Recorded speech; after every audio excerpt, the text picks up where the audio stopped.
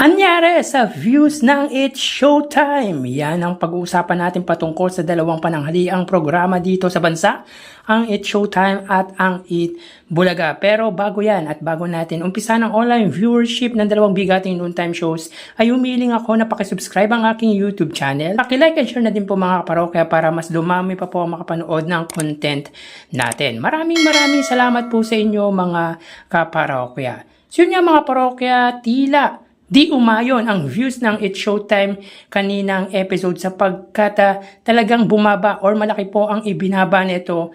Di tulad po kahapong episode na talagang mataas po ang views na nakuha nila. Siguro dahil wala nga po si Vice Ganda. Pero bago natin pag-usapan yan mga kaparokya ay umpisahan po muna natin ang papremyong ibinahagi ng dalawang noontime show. So para po sa It's Showtime sila po ay nakapamahagi ng 30,000 pesos at ang Eat Bulaga naman po ay 190,000 pesos. So sa 30,000 ay binahagi ng It's Showtime tanging sa escort of appeals lamang po ito. Samantalang of course, bokya po pagdating sa Step in the Name of Love. Pagdating naman po para sa Eat Bulaga Pera Fee segment, sila po ay nakapamahagi ng 35,000 pesos, 70,000 sa Sugod Bahay, 55,000 pesos sa Gimme 5 at 30,000 sa The Clone. So again, dito mga parokya, ang It's Showtime ay may 30,000 pesos prizes given at ang Eat Bulaga naman po ay 190,000 pesos. So sayang mga parokya, more than 200,000 sana ito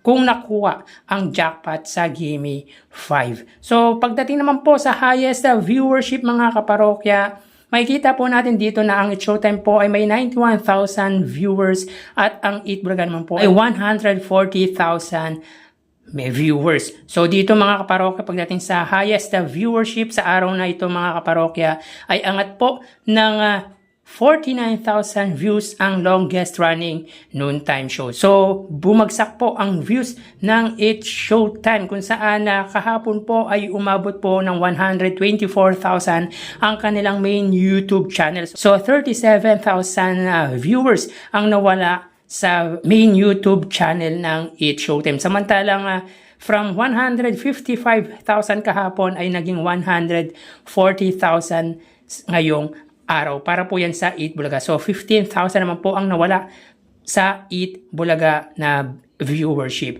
Bagaman na bumaba po ang views ng Eat Bulaga ay masasabi po natin mas angat pa rin po ito sa Eat Showtime. Siguro mga parokya naapektuhan din ang views ng Eat Showtime dahil wala nga po si Vice Ganda at wala din pong PBB guest ang Eat Showtime, dahilan kung bakit talagang bumaba or sumadsad ang views ng nasabing noontime show ng ABS-CBN at ng GMA Network. So again mga parokya, ang It's Showtime ay may 91,000 highest viewership para sa araw na ito at 140,000 naman po para sa Eat Bulaga. So tara ating alamin ang online viewership ng dalawang bigating noontime shows. Para sa Eat Bulaga, under TVJ Facebook page may 3.3 million followers at sa It's Showtime naman po na may 19 million followers. So sa oras na 1:41 PM, ang It's Showtime po sila ay may kasalukuyang segment na Step in the Name of Love, samantalang ang Eat Bulaga naman po ay Gimme 5.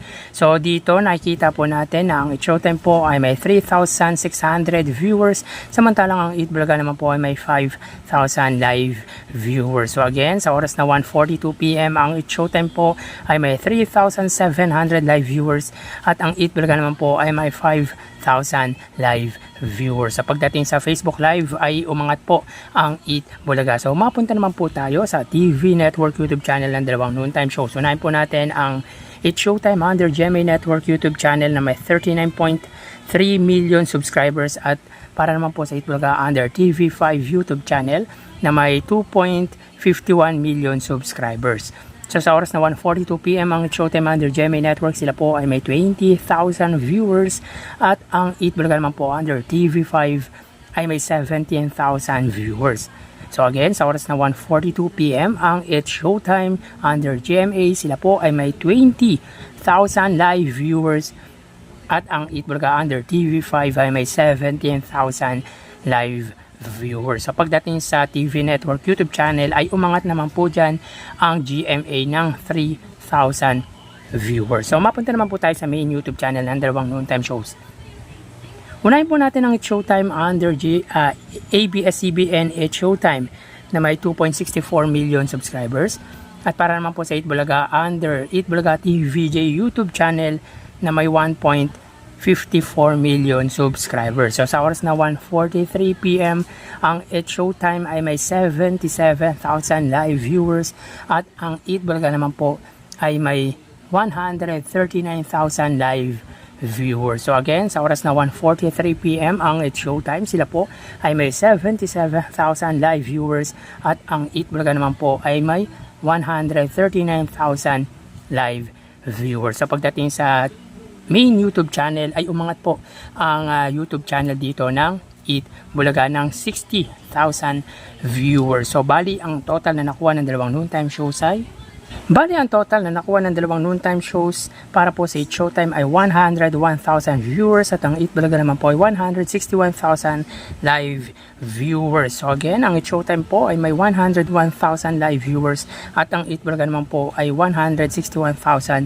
live viewers. So ang baba po ng views na nakuha ng It's Showtime siguro dahil wala po si Meme Vice Ganda or wala din po ang PBB housemate na guest. So, dito ay 60,000 viewers po ang iniangat ng Eat Bulaga pagdating sa online viewership. So, hanggang dito na lang po tayo mga parokya. Magsingat po tayo palagi. Thank you and God bless.